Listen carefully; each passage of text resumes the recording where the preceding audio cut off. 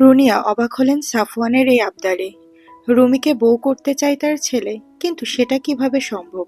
রুমি কি কখনো বিয়ে করতে চাইবে সাফওয়ানের এই অবস্থা জানলে? শামসুল মানবে কখনো? আর রাফসান? রাফসান তো সাফওয়ানের ঘোর বিরোধী। ও কি কখনো মেনে নেবে?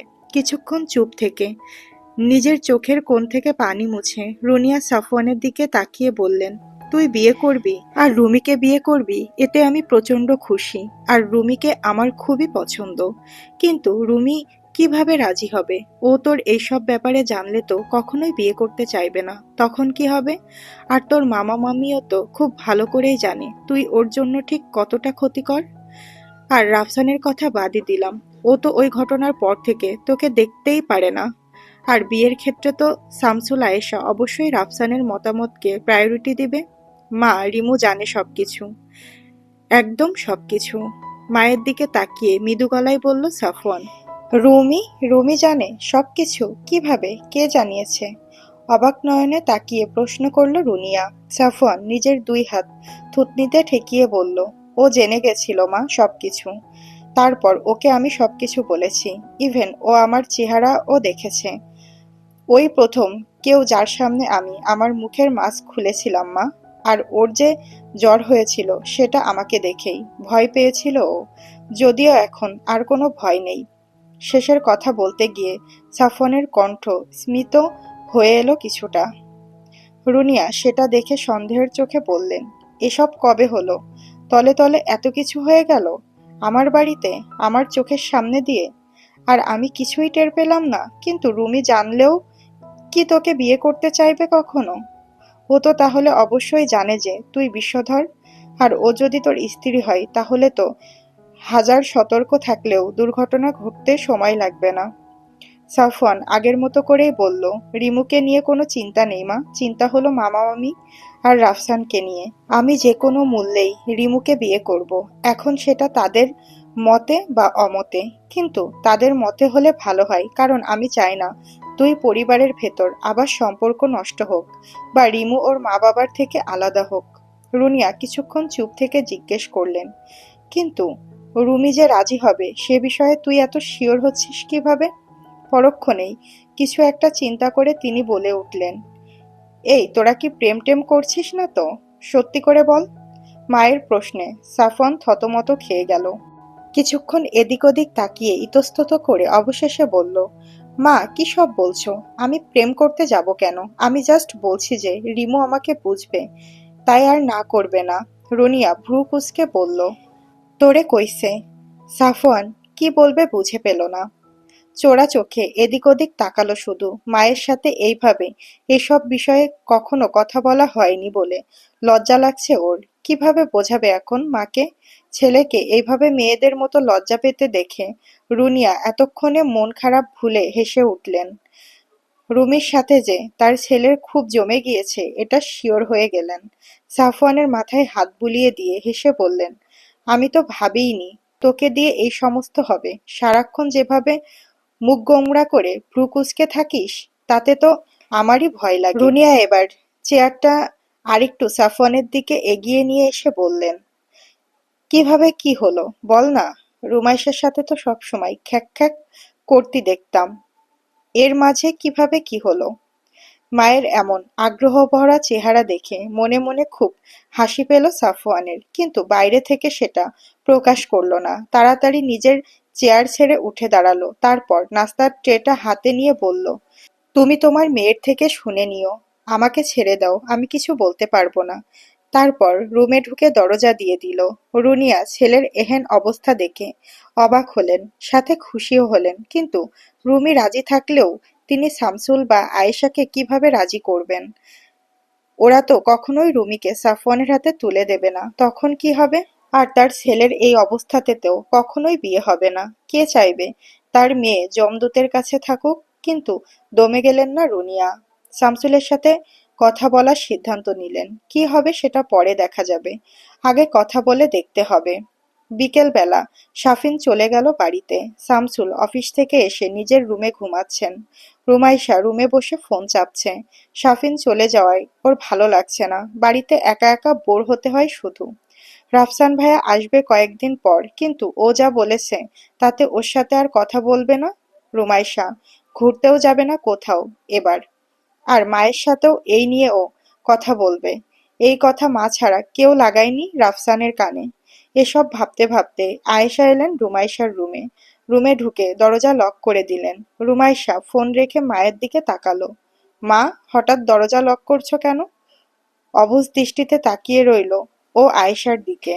আয়েশা এসে বসলেন রুমাইশার সামনে। মুখটা ওনার থমথমে। রুমাইশা মাকে কিছুক্ষণ পর্যবেক্ষণ করে বলল, কিছু বলবে মা? কোনো সমস্যা হয়েছে? আয়েশা উত্তর করলেন না ওর কথার। পরক্ষণেই দাঁতে দাঁত চেপে সপাটে একটা চড় মেরে দিলেন রুমাইশার বাগালে। চড় খেয়ে রুমাইশা মুখটা ঘুরে গেল অন্যদিকে। থতমত খেয়ে গেল ও। হাতটা চড় খাওয়া জায়গায় দিয়ে মায়ের দিকে জিজ্ঞাসু দৃষ্টিতে তাকালো ও। আয়েশা ওকে কেন এভাবে মারলো? ওর মাথায় আসছে না। আয়েশা ধারালো দৃষ্টিতে তাকিয়ে আছে ওর দিকে। রুমাইশা আমতা আমতা করে বলল, আমাকে মারলে কেন মা? কথা শেষ না করতেই আরো একটা চড় পড়ল ওর মুখের ওপর। রুমাইশা ছিটকে পড়ল যেন। মায়ের দিকে অবিশ্বাসের দৃষ্টিতে তাকিয়ে রইল ও। মা তাকে শেষ কবে মেরেছে মনে পড়ে না ওর। সেই মা ওকে আজ কেন মারলো? তোকে মারলাম কেন তুই বুঝতে পারছিস না মোটেই? রাতে কে ছিল তোর রুমে? কার সাথে শুয়েছিলি তুই?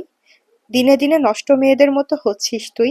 আমাদের চোখের সামনে দিয়ে তুই ছেলে ঢোকাচ্ছিস ঘরে, আবার আমাকে জিজ্ঞেস করছিস তোকে কেন মারলাম? কে ছিল বল? ওই ছেলে কে? ভোরবেলা তোর রুম থেকে কে বেরিয়েছে? সাফিনের নাম নিবি না, সাফিনকে আমি দেখলেই চিনি। কে ছিল বল? কার সাথে শুচ্ছিস তুই? মায়ের কথায় রুমাইশা জমে গেল। ও এখন মাকে কিভাবে বোঝাবে ওদের ভেতর ফিজিক্যাল কিছু হয়নি? মা কি বিশ্বাস করবে কখনো? কখনোই করবে না। অসহায় হয়ে চোখের পানি ফেলতে লাগলো ও। আয়েশা রেগে গেলেন অনেক। ডান হাত দিয়ে রুমাইশার চোয়াল চেপে ধরে বললেন, একদম ন্যাকা কান্না কাঁদবি না। কে ছিল ওই ছেলে? এখনই বল, কার সাথে তুই এই রকম নোংরা সম্পর্ক চালাচ্ছিস? ব্যথায় কুঁকড়ে গেল রুমাইশা। তবুও কাঁদতে কাঁদতে বলল, মা, তুমি যা ভাবছো সেরকম কিছু না। বিশ্বাস করো, আমি কিছু করিনি। তোর কোনো কথা আমি শুনতে চাচ্ছি না। তুই নাম বল ওই ছেলের, পরিচয় বল। কার এত বুকের পাটা যে আমার বাড়িতে এসে আমারই সামনে দিয়ে আমার মেয়ের সাথে নোংরামো করছে? নাম বল এক্ষুনি, ঝাঁঝালো গলায় বললেন আয়েশা। এমন সময় বাইরে আয়েশার ফোন বাজতে শোনা গেল। আয়েশা রুমাইশার মুখ ছেড়ে দিয়ে ওর দিকে রক্তচক্ষু দিয়ে তাকিয়ে বাইরে গেলেন। যাওয়ার আগে বলে গেলেন, আমি আসছি এক্ষুনি। তোর বলা লাগবে তুই কার সাথে কি করছিস। রুমাইশা ফোঁপাতে লাগলো। ও কিভাবে সাফওয়ানের নাম বলে দেবে? সাফওয়ানকে তো কেউ পছন্দ করে না বাসার। এখন ও কি করবে? কিভাবে বলবে মাকে সাফওয়ানের কথা? বিপদ যেন ওর শেষই হচ্ছে না, একটার পর একটা লেগেই আছে। ও কি করবে এখন? সাফওয়ানের কথা শোনার সাথে সাথেই তো মা ফুপ্পির কাছে ফোন দিবে শিওর। তাহলে ফুপ্পি কি ভাববে? ফুপ্পিও কি ওকে নোংরা ভাববে? আয়েশা বাইরে গিয়ে ফোন দেখলেন। রুনিয়া ফোন দিয়েছে। আয়েশা নিজের কণ্ঠ স্বাভাবিক করে ফোন ধরলেন। ওপাশ থেকে রুনিয়া সালাম দিলেন। আয়েশা সালামের উত্তর দিলেন। কুশল বিনিময় করে রুনিয়া বললেন, শামসুলের কাছে ফোন দিলাম, তা ও ফোন তুলছে না, তাই তোরটাই ফোন দিয়েছি। আপা, ও ঘুমিয়েছে। মনে হয় ফোন সাইলেন্ট করা, এই জন্য টের পাইনি। গুরুত্বপূর্ণ কিছু নাকি? দিব আপনার ভাইয়ের কাছে ফোন? না থাকুক, ওর ঘুম ভাঙানোর দরকার নেই এখন। উঠলে বইলো আমি ফোন দিয়েছিলাম, কথা বলার আছে কিছু? আচ্ছা আপা, রাখছি তাহলে, বলে আয়েশা কল কেটে দিলেন। ফোনটা নিয়ে আবার রুমাইশার রুমে ঢুকলেন। রুমাইশা ফোঁপাচ্ছে। দরজা লক করে আবার এসে বসলেন রুমাইশার সামনে। রুমাইশা তাকিয়ে আছে নিচের দিকে। আয়েশা ঝাঁঝালো কণ্ঠে বলল, এই তাকা আমার দিকে। নিচে কি দেখছিস তুই? আমার দিকে তাকা। এত নষ্ট হয়েছিস কবে থেকে বল? আর এই ছেলের পরিচয় বল। কিচ্ছু লুকাবি না তুই। কে ওই ছেলে? আমাদের চেনা জানা কেউ অত লম্বা না। বল কে ও? লম্বার পয়েন্টটা মনে পড়তেই আয়েশা চমকে উঠলেন। তারপর জড়ানো গলায় বললেন, সাফওয়ান ওইটা? ক্রন্দনরত রুমাইশাকে একটা ঝাঁকুনি দিয়ে জিজ্ঞেস করলেন, সাফওয়ান ওইটা? সত্যি করে বল, ওইটা সাফওয়ান কিনা? রুমাইশা কাঁদতে কাঁদতেই ওপর নিচে মাথা নাড়ল। তারপর কেঁদে কেঁদেই বলল, তুমি যা ভাবছো এমন কিছু হয়নি মা। বিশ্বাস করো। আয়েশার যেন অভক্তি এসে গেল রুমাইশার ওপর। ঘেন্না নিয়ে তিনি বললেন, ছি ছি, এতটা নিচে নেমে গেছিস তুই? সারা জীবন ভাই ডেকে এসে এখন তার সাথে রাতে একসাথে থাকিস? ছি! তোকে তো আমার মেয়ে বলতেই ঘেন্না হচ্ছে। ওকে চিনিস তুই? ওর সম্পর্কে জানিস কিছু? ও কি করতে পারে সে সম্পর্কে তোর কোনো ধারণা আছে? ও কতটা ভয়ঙ্কর হতে পারে সে সম্পর্কে কোনো আইডিয়া আছে তোর? এই যে দাগ গলায়, রুমাইশার গলার বাঁ পাশের দিকটার আবছা ছোপ ছোপ দাগ দেখিয়ে বললেন তিনি। এই দাগটা কিভাবে হয়েছে তুই জানিস না? ও তোকে মেরে ফেলেছিল বলতে গেলে।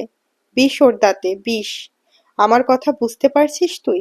তোকে মেরে ফেলতে ওর 2 মিনিটও লাগবে না। রুমাইশা চোখ মুছে নিল। হঠাৎ করেই যেন ওর সমস্ত ভয় উবে গেল। ভয়ের জায়গায় দ্বিগুণ সাহস এসে ভর করল। আয়েশার দিকে তাকিয়ে শক্ত গলায় বলল, আমি সব জানি। কিভাবে কি হয়েছে আমি সব জানি। আর আমি এসব জেনেই ওকে ভালোবেসেছি। আর আমাদের ভেতর কিছু হয়নি। ওর ঘুম আসছিল না। আমার কাছে এসেছে। জড়িয়ে ধরেছে শুধু, আর চুমু খেয়েছে। আর কিছু না। আয়েশা চোখ মুখ খিচে মুখ অন্যদিকে ঘুরিয়ে নিলেন। কতটা নির্লজ্জ হলে মানুষ মায়ের সামনে এসব কথা বলতে পারে? কিসের ভালোবাসা তোদের? এসব ভালোবাসা না, নষ্টামি। রুমাইশা এবার আরো শক্ত হলো। মা, মোটেও এইভাবে বলবে না। সাফওয়ান ভাইয়া আমার জন্য কি কি করেছে এক সময় তোমরা সবাই জানো। আর ও এখনো তেমনই আছে। আমার গায়ে ও কোনো আঁচ লাগতে দেবে না। আর ও আমাকে যথেষ্ট ভালোবাসে। আর আমিও তাই। ও কেমন মন মানসিকতার সেটা আমার সাথে সাথে তোমরাও জানো। তাই অপবাদ দিও না। আমি এতবার করে বলছি যে আমাদের মাঝে কিছু হয়নি, তারপরও তোমরা বিশ্বাস করছো না। যদি বিশ্বাসই না হয় তাহলে তুমি যা ভাবছো তাই হয়েছে। আয়েশা রুমাইশার এমন কথায় আবারও সপাটে একটা চড় মারল ওর গালে। তারপর রুমাইশার হাত থেকে ফোনটা একটানে ছিনিয়ে নিয়ে বেরিয়ে গেল রুম থেকে।